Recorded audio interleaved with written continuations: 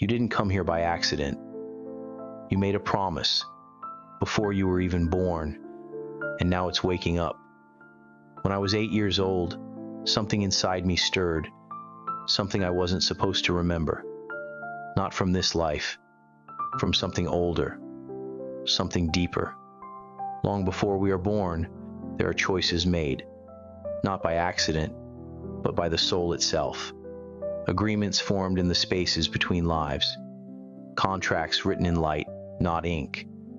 Promises to meet certain people, to face certain trials, to awaken certain powers within ourselves. Most of us forget them the moment we take our first breath, but some memories refuse to stay buried. My brother and I would sit together as kids, talking about things far beyond our years, about promises made before we were even born, agreements we somehow knew we had made, though we couldn't explain how we knew.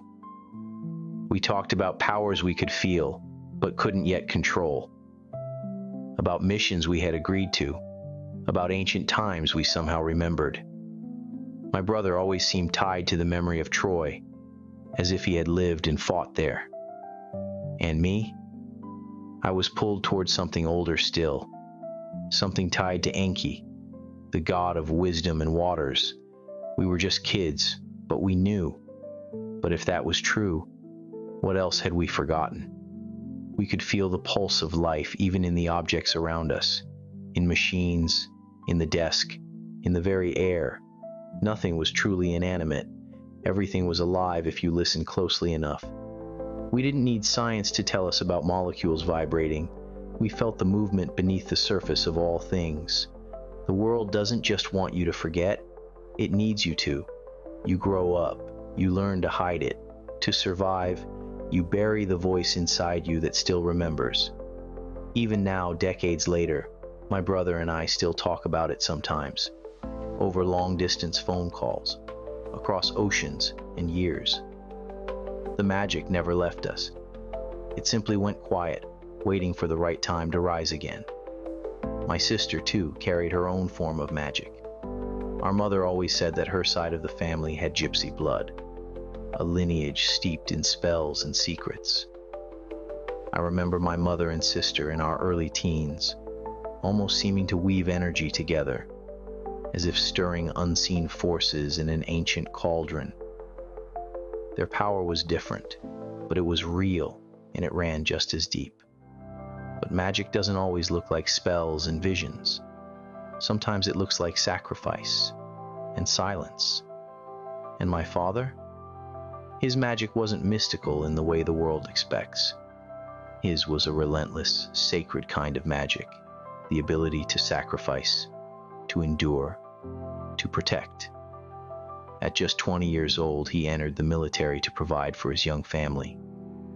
After his service, he spent his life caring for the elders of our family, one after another, working brutal construction jobs and trying to complete a college degree he eventually set aside, because survival demanded it. He stayed. He bore the weight. He did not turn bitter, and he did not break us. In a world where hardship often twists people into something unrecognizable, my father chose to hold the line. That, too, is a kind of magic, a powerful one. I realize now that our family didn't just live in the world. We carried something through it, something ancient, stubborn, and fiercely alive. And maybe you feel it too. Maybe, just maybe, there's a part of you that never forgot. This channel is for the ones who remember, even if they can't explain how. For those who feel the hum beneath the surface of things. For those who know the fire inside them never died, even if the world tried to smother it. You're not crazy. You're awake. And the time to remember is now.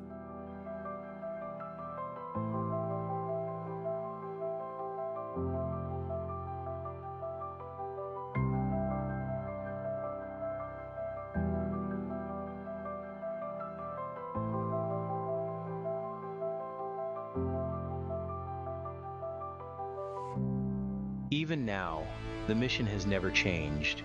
It has always been clear: to tell the truth, no matter how uncomfortable, no matter how it reshapes the world's perception of me.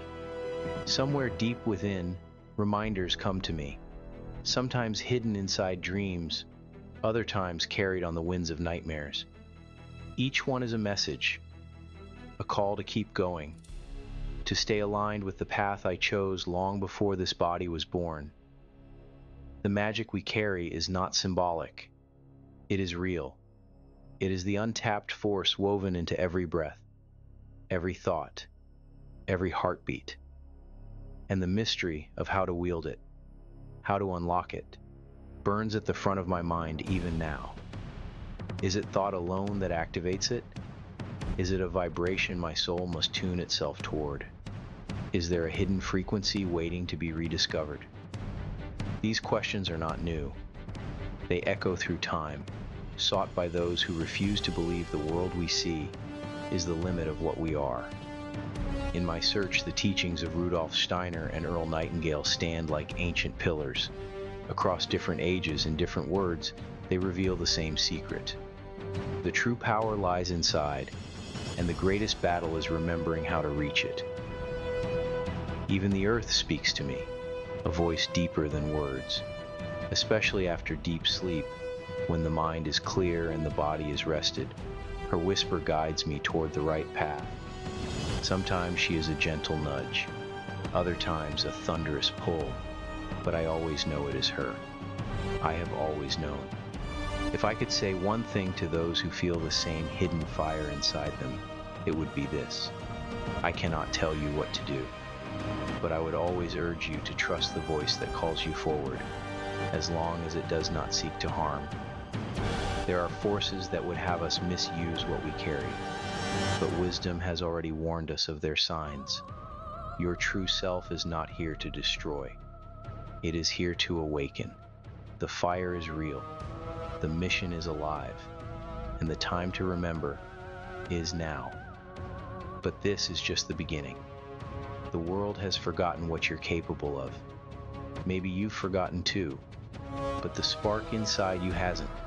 And if you stay, if you dare to remember, everything will change.